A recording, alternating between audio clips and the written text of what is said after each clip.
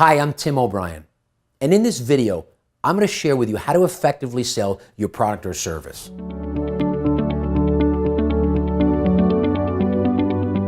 If you want to be an effective salesperson, you've got to master 6 parts of the process. If you don't, you will never be successful in this space. Never. I don't care what you're selling, whether it's you or your products and your services. Now look, people will call it many different things. They'll put their own spin on it, their own brand on it, but there are 6 component parts. Call it what you want, you've got to master 6 component parts of the process. The first part is prospecting. If you can't source the opportunity, I don't care how good you are at the rest of it. If you don't have something to or somebody to sell to, who cares if you're good at closing? Who cares if you're good at presenting solutions? You've got to create the opportunity. And that starts with becoming an amazing prospector. Now, there's a whole host of tools I can teach you on that, but I want to teach you just one in particular. And it's this. The reason I'm calling is. That's the magic phrase. I need you to become spectacular at saying to people, look, the reason I'm calling is, and you have to finish that. And it's hard for people. But why it's so powerful is because it focuses the listener. It's almost like you say, the bottom line is, or let me cut to the chase, or here it is in a nutshell. So you've got to be awesome at saying, the reason I'm calling is. That's almost like having, you're in a wheat field and you've got, a sickle and you're cutting through the wheat field. Now look, 90% of the people are going to say no. They're not going to be interested. So don't get discouraged because the reason I'm calling is doesn't have people, falling to their knees in front of you like you're the second coming. Don't worry about that. But you want to make sure that you have a really good, strong, the reason I'm calling is, so that you do capture at least 10% of the people that you're talking to. The second is you've got to be great at establishing rapport, right? You got to be able to tell people in a nutshell what it is you do. They get a sense of this person knows what they're talking about. You're revealing a little bit about yourself, right? You've got to be able to do that. The second part of that process is you want to set the agenda, okay? So step number 2 is building rapport and setting the agenda. I can't tell you how many times people go into a meeting and it's sort of just zigs and zags. What you want to do is you want to have an incredible agenda statement that's so well practiced that keeps everybody focused on what you want to be focused on. Now look, it's kind of interesting. You think about, right? You want to keep people focused on what you want to be focused on. Isn't that the name of the game? The truth of the matter is, the other side doesn't matter either. Or they don't care either, because they're there to hear what you have to offer. And if it's not something that's interesting, they're going to tune you out. But if it's something that's interesting, that's what they want to talk about. The other thing too is, your prospects, they're busy. They're distracted. They got so many things going on. They're just going to be delighted that somebody comes in and is super focused, super organized, and keeps them on track. It's like going to the gym, right? I go to the gym in the morning and they say to the trainer, we're talking, and I say, okay, what do you want to work on? And he'll say, what do you want to work on? I'll be like, dude, I make decisions all day long. I tell people what to do all day long. I don't want you to ever ask me that question ever again. If you tell me to roll over and bark like a dog, I'll roll over and bark like a dog, okay? I want him to run the meeting because I want him to provide me value. So it's the same thing. So it's step number 2, establish credibility, build rapport, and set the agenda. Now, step number 3. Step number 3 is all about discovering the customer's needs. What do people like to talk about the most? They like to talk about themselves. So there's 3 parts to the process, right? You got to figure out current situation. You got to figure out the desired situation. You want to identify any obstacles that prevent them from getting the desired situation. Their problems, so you can solve the problem, okay? During the course of that conversation, you also want to figure out what their primary motivating factor is. Why is what is important to them important to them? So for example, let's assume somebody's kid is going to college and that's what's most important to them. You want to be able to align your offering to help them, make enough money to fund their 529 plan or make enough money to pay for their private high school.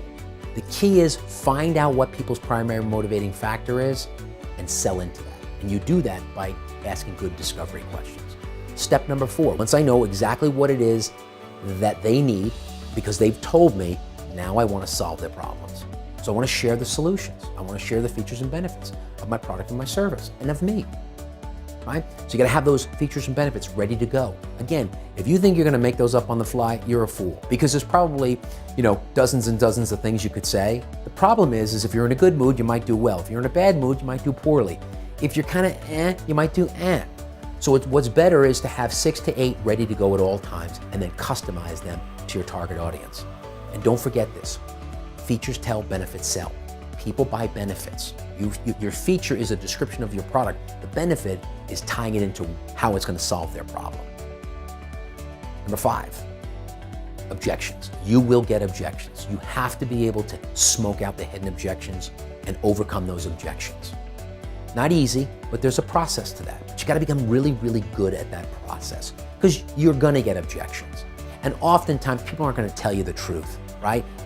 They don't want to hurt your feelings, or they're kind of embarrassed. So what they'll do is they'll make it up. What you want to do is you want to identify real objections, isolate those 2 objections, smoke out the ones that they're not sharing with you, so that you can truly speak into those. And there's a whole process that you go through with them.